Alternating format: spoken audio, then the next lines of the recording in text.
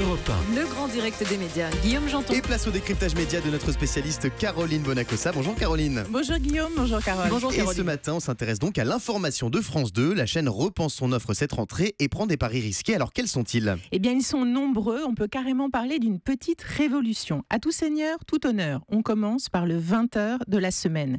Anne-Sophie Lapix présentera son premier JT sur France 2 le 4 septembre. Et c'est un changement radical pour la présentatrice, l'ex-présentatrice de C'est à vous sur France 5. Oui, un changement radical, mais aussi un retour aux sources. Il y a 4 ans, quand elle a pris la succession d'Alessandra Sublet dans C'est à vous, Anne-Sophie Lapix s'est présentée lors de la première. D'une manière assez rigolote, elle a dit « J'ai présenté plus de 6000 journaux sur LCI, créé le 12-50 sur M6, dirigé des émissions de référence telles que 7 à 8, présenté le 20h de TF1 à l'époque où il faisait 45% d'audience. » Elle a oublié au passage qu'elle a aussi présenté pendant 5 ans Dimanche Plus, l'émission politique de Canal+.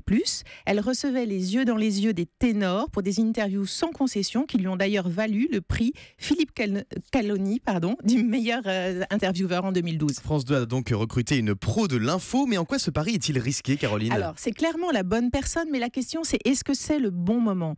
Anne-Sophie Lapix remplace David Pujadas qui a été évincé contre son gré malgré 16 ans de bons et loyaux services et un bilan exceptionnel. Je sens que vous allez nous donner quelques chiffres, Caroline. Gagné. Alors, en moyenne, cette saison, ils étaient 4,8 millions de téléspectateurs à regarder chaque soir en semaine David Pujadas. C'était carrément la meilleure part d'audience du JT depuis 8 ans.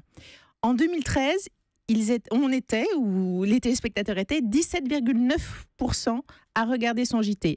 L'année suivante, 19,8%.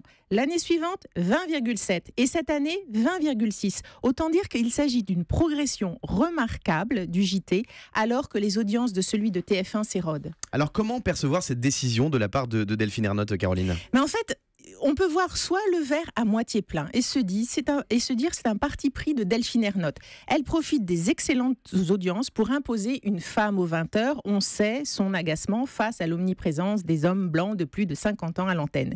On peut voir aussi le verre à moitié vide. Le limogeage de David Pujadas apparaît comme injuste vu ses résultats et lui succéder peut avoir des allures de mission impossible. Lors de la conférence de presse de France Télévisions qui a eu début juillet, Anne-Sophie Lapix, qui est loin de manquer d'humour, a fait une pirouette. Elle s'est exprimée en disant « Je ne peux rien vous dire sinon qu'il y aura un nouveau décor et que je ferai partie de ce décor. » Mais en coulisses, cette bosseuse invétérée travaille déjà d'arrache-pied. Alors quels sont les autres challenges pour l'info de France 2 ? Eh bien, après le 20h de la semaine, place à celui du week-end. Rien que cela. Laurent Delahousse rêvait depuis 8 ans d'une longue tranche d'infos le dimanche soir. Mais les bons scores de Vivement Dimanche prochain, diffusés juste avant le JT, ont longtemps protégé le rendez-vous de Michel Drucker. Et là, Delphine Ernotte a dit banco à Laurent Delahousse. Place donc à 19h le dimanche, ce sera son nom. Et notre petite info du jour, il commencera le 10 septembre. 19h le dimanche, on le lancer le 10 septembre. Alors à quoi ressemblera cette tranche, Caroline ? Ce sera une émission en 2 temps autour du journal de 20h. Dans la première partie, le feuilleton des Français. Ensuite, des reportages pour décrypter les grands événements politiques. Et ensuite, des témoignages avec plusieurs invités qui ont fait ou qui feront l'actualité. En deuxième partie, après le JT, ce sera place aux 20h30 le dimanche. Un grand entretien avec une personnalité qui dévoilera son histoire française. Laurent Delahousse y tient beaucoup. Là encore, le pari est-il risqué ? Mais oui, totalement, parce que c'est un pari absolument novateur pour une chaîne premium comme TF1 de proposer 2 heures de tranche info de 19h à 21h. Une chaîne comme France 2. Oui. Une chaîne comme France 2, je pensais que TF1, par exemple, n'avait jamais fait ça. Et ça va donner lieu à un jeu de domino qui implique d'autres changements.